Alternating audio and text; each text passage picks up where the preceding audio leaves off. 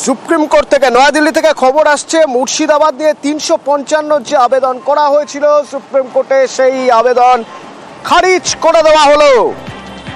রাষ্ট্রপতিকে কোনো নির্দেশ দিতে রাজি নয় আদালত।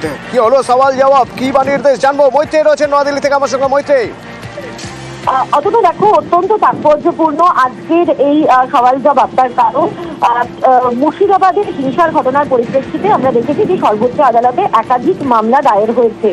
এর মধ্যে একটি মামলা যেটি দেবদত্ত মাজিদ নামে এক ব্যক্তি তিনি করেছিলেন সর্বোচ্চ আদালতে। সেখানে তার মূল মামলাটি ছিল যে প্রধান বিচারপতির প্রাক্তন বিচারপতির নেতৃত্বাধীন 3 সদস্যের কমিটির মাধ্যমে তদন্ত করা হোক এই মুর্শিদাবাদের যে হিংসার ঘটনা রয়েছে তা নিয়ে।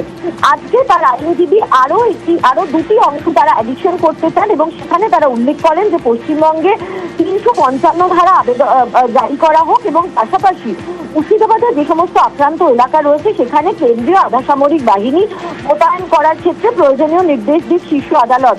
আজকে বিচারপতি বি.আর. গাভাই এবং অগাস্টিন জর্জ মাসির এজলাসে এই মামলা মেনশন করেন দেবদত্ত মাজিদের আইনজীবী বিষ্ণু শঙ্কর জৈন এবং তার পরিপ্রেক্ষিতেই সেই আবেদন খারিজ করে দিয়েছেন বিচারপতি বি.আর. গাভাইয়ের বেঞ্চ। তাদের অবজারভেশন যে ইতিমধ্যেই তাদের বিরুদ্ধে সর্বোচ্চ আদালতের বিরুদ্ধে অভিযোগ উঠেছে যে আইনসভার যে এখতিয়ার রয়েছে তার মধ্যে সর্বোচ্চ আদালত হস্তক্ষেপ করছে। ফলে রাষ্ট্রপতিকে ৩৫৫ ধারা জারির ক্ষেত্রে কোন রকম নির্দেশ দিতে রাজি নয় সর্বোচ্চ আদালত এবং সেই পরিপ্রেক্ষিতেই এই যে মেনশন করা হয়েছিল সেই মেনশনকে খারিজ করে দিয়েছে।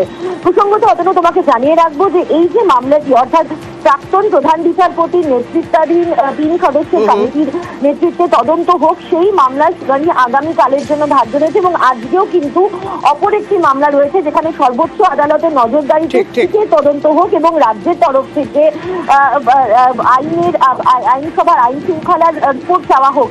সেই মামলাটি বিচারপতি সূর্যকান্তের বেঞ্চে তালিকাভুক্ত রয়েছে আর অল্প কিছু সময়ের মধ্যে সেই মামলা খবরও আমরা আসবো। তবে এই মুহূর্তে সুপ্রিম কোর্ট থেকে বড় খবর, ৩৫৫ জন্য যে আবেদন মুর্শিদাবাদ নিয়ে ৩৫৫ এই আবেদন সুপ্রিম কোর্টে খারিজ। রাষ্ট্রপতিকে কোনো নির্দেশ দিতে রাজি নয় আদালত। হাইকোর্ট থেকে গুরুত্বপূর্ণ খবর,